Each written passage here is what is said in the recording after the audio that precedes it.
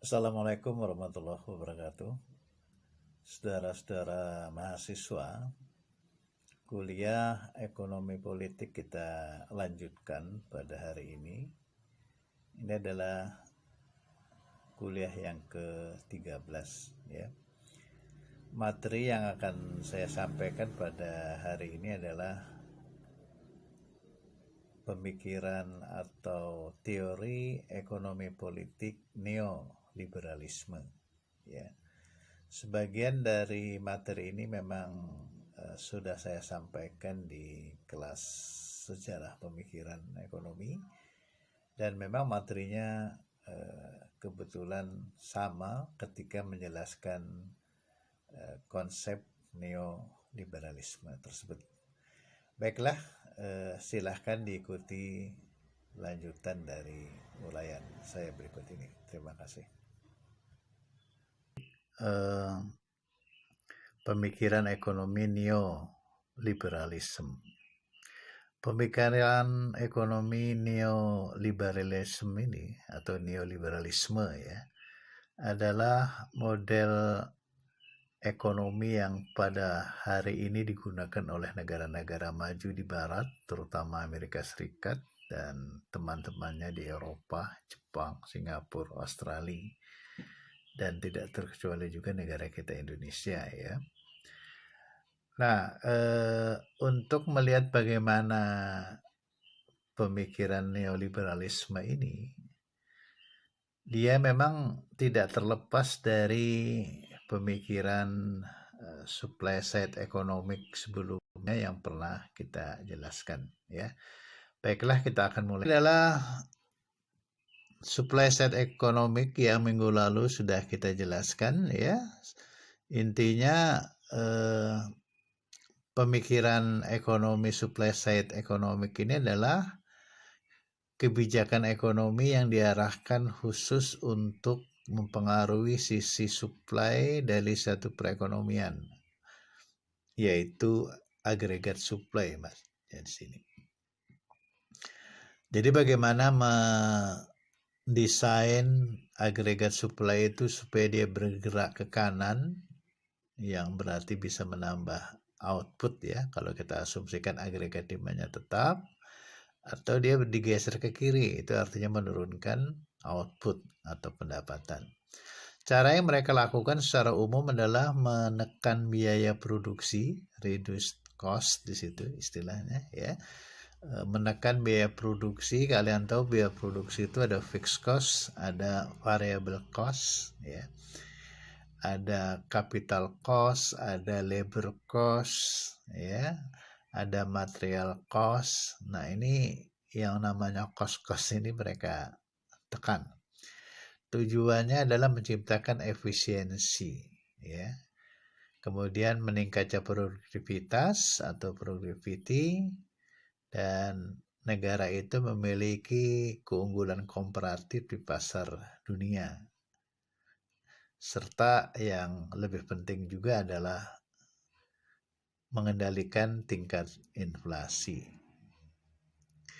Ini berbeda dengan pemikiran demand side. Demand side ini adalah pemikirannya era Keynes yang lebih menekankan kepada aspek konsumsi ya.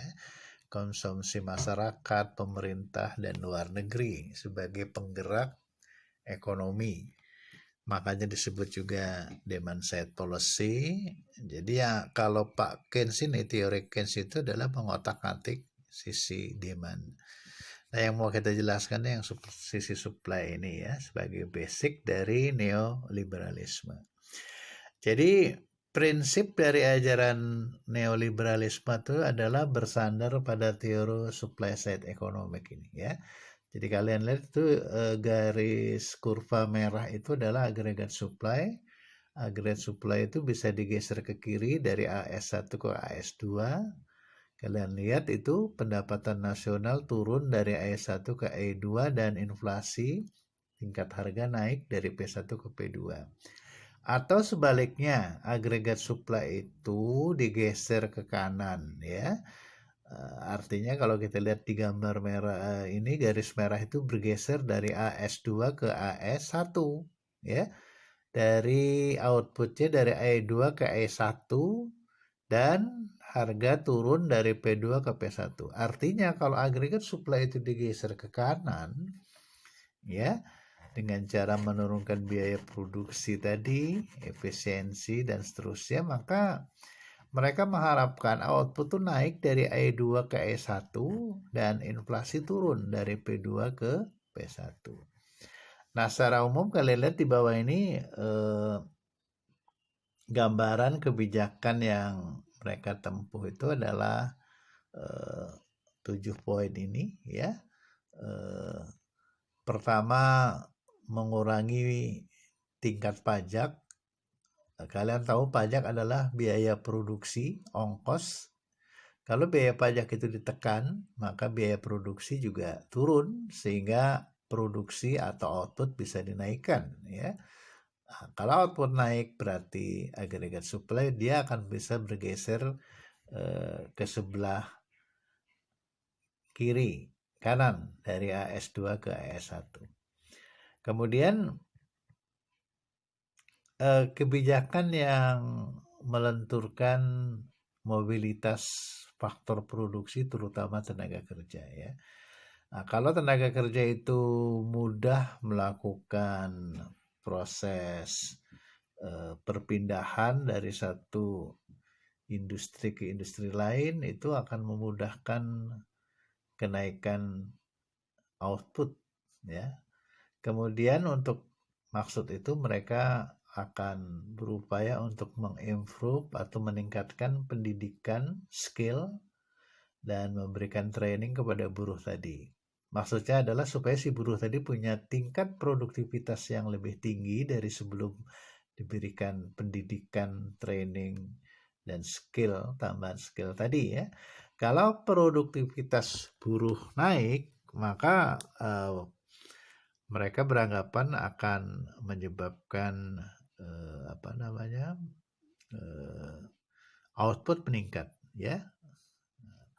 Kemudian yang penting juga adalah mereka melakukan kegiatan yang nomor 4 dan 5 itu, berusaha pasar yang tidak memenuhi standar pasar bebas atau perfect competition, ya, itu dihilangkan sehingga pasar itu benar-benar menuju pasar persaingan sempurna atau perfect competition market. Caranya adalah segala bentuk monopoli terutama oleh negara yang biasanya dilakukan oleh BUMN itu dikurangi karena mereka beranggapan masuknya perusahaan negara BUMN ke dalam struktur pasar itu hanya merusak pasar atau market failure, ya, merusak harga dan seterusnya.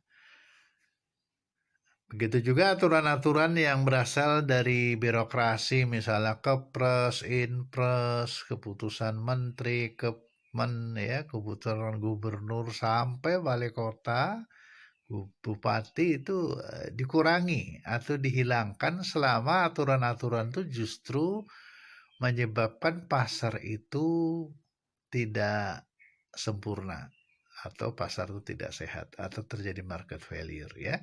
Semua aturan-aturan yang berasal dari birokrat mulai presiden sampai bupati itu dihilangkan selama aturan itu justru merusak pasar bebas. Nah, itu ide dia. Juga menghilangkan pengaruh-pengaruh tidak sehat dari adanya peran serikat buruh di pasar tenaga kerja yang poin nomor 5 itu. Sebab kalau tidak dibenahi, upah buruh itu cenderung tinggi.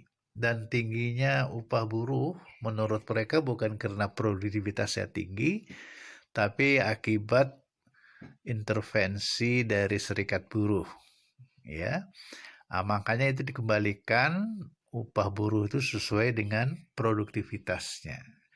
Sehingga kalau upah buruh itu wajar, biaya produksi yang berasal dari labor cost itu juga bisa mereka tekan sehingga produksi bisa lebih naik, ya.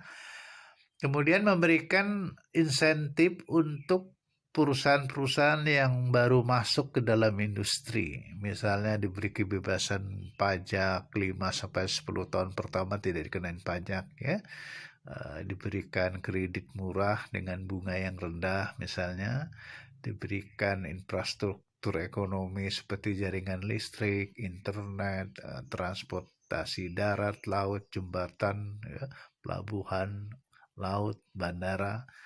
Intinya itu memudahkan mereka untuk bangkit membangun industri atau bisnisnya. Dan yang nomor 7 itu mereka juga menyadari infrastruktur ekonomi itu penting kalau ingin meningkatkan produksi. Ya, dimaksud infrastruktur ekonomi ini adalah seperti pasar ya, pasar dalam maupun luar negeri maksudnya.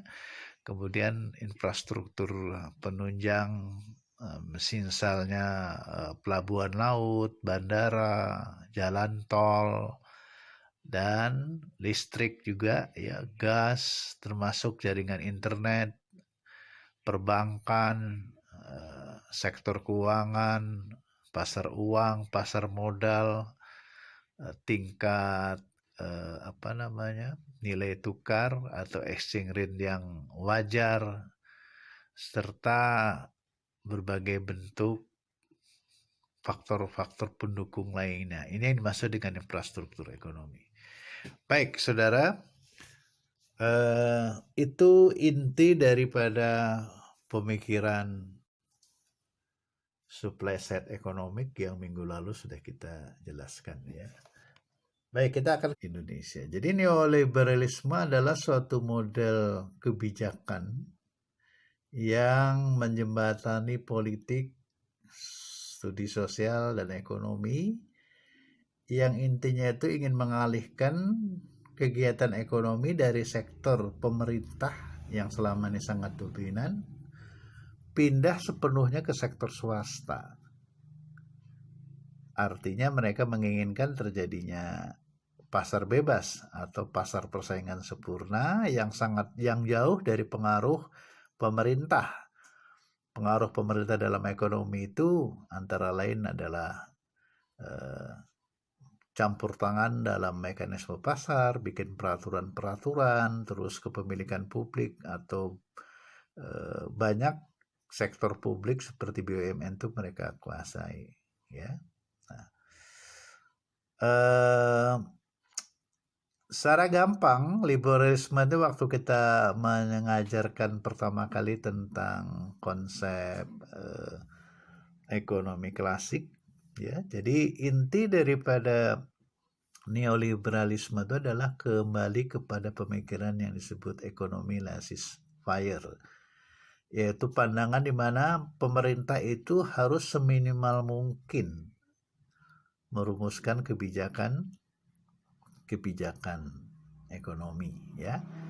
Serahkan sepenuhnya pada mekanisme pasar, biarkan the invisible hand yang mengatur ya, supply diatur oleh sektor pengusaha swasta, dan demand itu dimainkan oleh rumah tangga sebagai neoliberalism ya. Jadi kalian lihat yang di tengah ini ya. Jadi neoliberalisme itu adalah satu pemikiran ekonomi yang mereka itu sebenarnya bagian dari sistem ekonomi kapitalis. Dan ciri dari sistem ekonomi kapitalis itu tidak mau diatur oleh pemerintah, diistilahkan dengan unregulated di situ ya. Sistem yang tidak mau diatur oleh pemerintah, largely unregulated ya. Jadi dia merupakan serangkaian kebijakan ekonomi ya, economic policy yang dibatasi ya dengan berbagai macam kebijakan yang berkaitan dengan kegiatan ekonomi industri ya. Jadi maksudnya begini, segala macam restriksi segala macam bentuk hambatan-hambatan yang mempengaruhi industri, ya, restriksi open itu dihilangkan atau sesedikit mungkin, ya.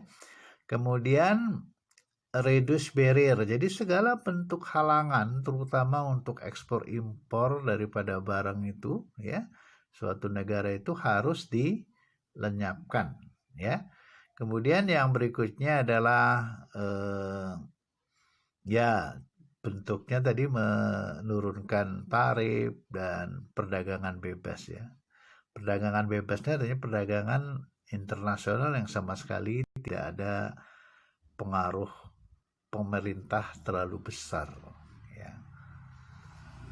Jadi itulah yang mereka tekankan, ya. Jadi free trade, neoliberalisme itu lebih banyak memang ke paham free trade dalam perdagangan internasional.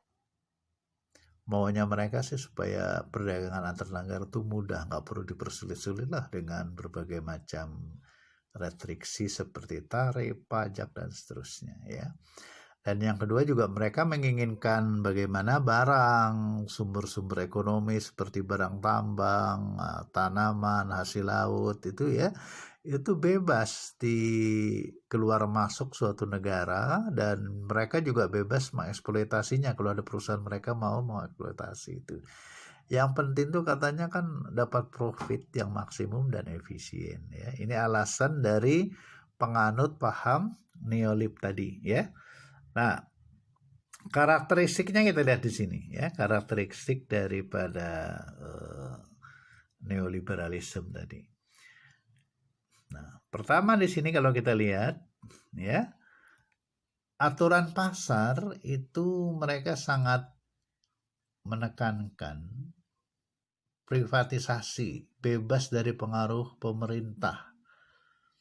Nah, kalau kalian belajar pasar persaingan sempurna, jadi the rule of the market, artinya aturan-aturan yang ada di pasar itu sebenarnya aturan yang sifatnya alami, hanya hukum supply dan hukum demand, serta hukum law of diminishing return itu, serta hukum supply, ya, yang mengatur, yang berhak mengatur. Sedangkan hukum-hukum dari negara buatan manusia itu haram, terlarang masuk ke situ. Itu intinya pemikiran dari the rule of the market yang menjadi ciri utama dari neolib ini, ya.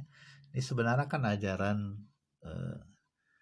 daripada klasik Adam Smith. Yang kedua kita lihat di situ, memotong semua pengeluaran negara yang dimaksudkan untuk, ya, pembiayaan sosial, bantuan-bantuan sosial. Jadi jahatnya memang orang-orang kapitalis dengan sistem neoliberalisme ini, mereka menganggap pengeluaran pemerintah untuk misalnya layanan pendidikan, kesehatan, perumahan, ya, itu dianggap mubazir oleh mereka, dan itu tidak perlu, makanya harus dikurangi. Makanya ciri negara-negara yang menganut neoliberalisme ini sangat anti dengan subsidi pendidikan dicabut, subsidi bahan pokok untuk rakyat seperti beras, listrik, bahan bakar itu dicabut, ya.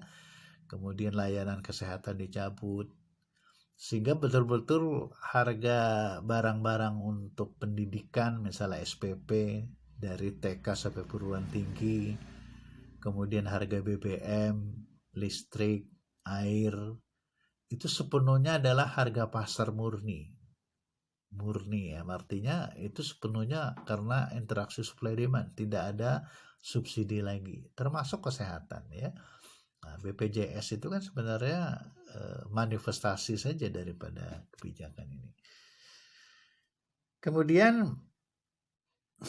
deregulasi tadi udah kita jelaskan. Jadi orang-orang neolib ini melihat yang bikin masalah dalam perekonomian tidak efisien itu karena banyaknya aturan-aturan yang dibuat oleh pemerintah Ya maksudnya aturan-aturan yang mengatur ekonomi pasar atau mengatur mekanisme pasar. Ya. Makanya ini harus dihilangkan semuanya. Entah itu undang-undang, keputusan presiden, impres, keputusan menteri, sampai gubernur, sampai keputusan bupati dan wali kota. Itu harus dilenyapkan selama aturan-aturan itu mereka nganggap merusak harga pasar atau mekanisme pasar, sehingga pasar itu tidak lagi sehat. Pasar sehat itu dalam konsep neolib itu adalah pasar persaingan sempurna. Kalau pasar itu menjadi monopoli, oligopoli gara-gara deregulasi karena aturan-aturan yang dibuat oleh pemerintah, ini membuat ekonomi itu tidak sehat. Dan itu harus dilenyapkan. Itu pandangan dari kaum ini, ya. Baik, privatisasi ini juga intinya mereka menginginkan sepenuhnya aspek agregat supply itu yang boleh bermain di sana hanya sektor swasta. Negara melalui BUMN itu mereka haramkan karena mereka bilang merusak pasar. Makanya harus out, ya BUMN harus out dari pasar. Dan kemudian yang terakhir itu remove konsep community. Jadi hilangkan semua aturan-aturan ya yang membuat masyarakat itu tidak bisa bergerak bebas. Nah, itulah ya. Nah, di dalam prakteknya kemudian negara-negara barat itu memanfaatkan 3 lembaga internasional sebagai polisi yang mengawasi apakah kebijakan ini diterapkan ya oleh negara-negara berkembang dan negara-negara maju. Artinya begini, apakah betul negara Amerika, Eropa, Asia, Afrika ya itu manut dengan aturan neolib tadi yang berinti dasar pemikiran supply side. Apalagi setelah The Washington Consensus itu mereka tanda tangani pada tahun 90-an. 3 polisi yang mengawasi neolib ini adalah yang pertama itu World Bank, ya, Bank Dunia. Ini khusus mengatur hal-hal yang berkaitan dengan kebijakan-kebijakan ekonomi yang berhubungan dengan fiskal, dengan APBN, ya, dan pembangunan. Yang kedua, untuk pasar uang itu mereka menugaskan IMF. IMF untuk menjamin tiap negara tadi mengikuti aturan main dalam perdagangan uang internasional, misalnya menetapkan tingkat nilai tukar sesuai dengan pasar bebas, ya, juga mengawasi pasar uang, pasar modal di tiap negara. Dan terakhir untuk perdagangan internasional mereka menugaskan polisi WTO. WTO ini intinya mengawasi apa betul setiap negara itu mematuhi aturan free trade, perdagangan bebas. Artinya tiap negara itu betul nggak sudah melakukan kebijakan untuk ya menyelenggarakan kegiatan ekspor impor tanpa adanya intervensi negara bersangkutan seperti pengenaan tarif, subsidi, pajak, dan seterusnya.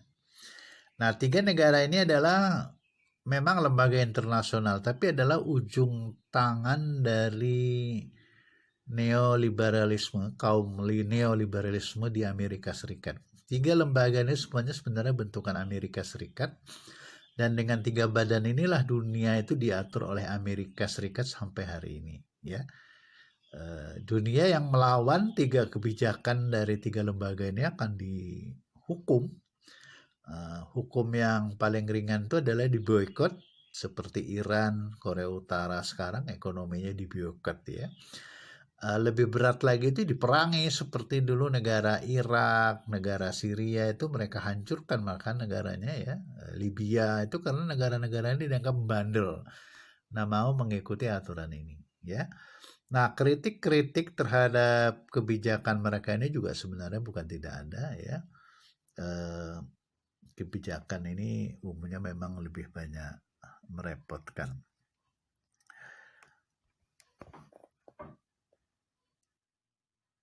Saudara-saudara, jadi demikian itu gambaran dari neoliberalisme, salah satu bentuk aliran pemikiran ekonomi yang diterapkan oleh negara-negara di seluruh dunia yang terutama yang mengekor Amerika Serikat ya. Sebab kita juga berbicara ada negara-negara yang tidak setuju dengan neolib ini, antara lain Cina, Rusia, dan negara-negara seperti India itu mereka menolak, mereka menjalankan agendanya sendiri. Nah, di lain waktu kesempatan nanti kita akan jelaskan pemikiran ekonomi yang berkembang di negara-negara sosialis komunis ini sebagai alternatif dari model neoliberalisme yang dikembangkan dunia barat saat ini. Nah, untuk kasus negara kita memang pemikiran neolib ini sangat dominan setelah reformasi ya.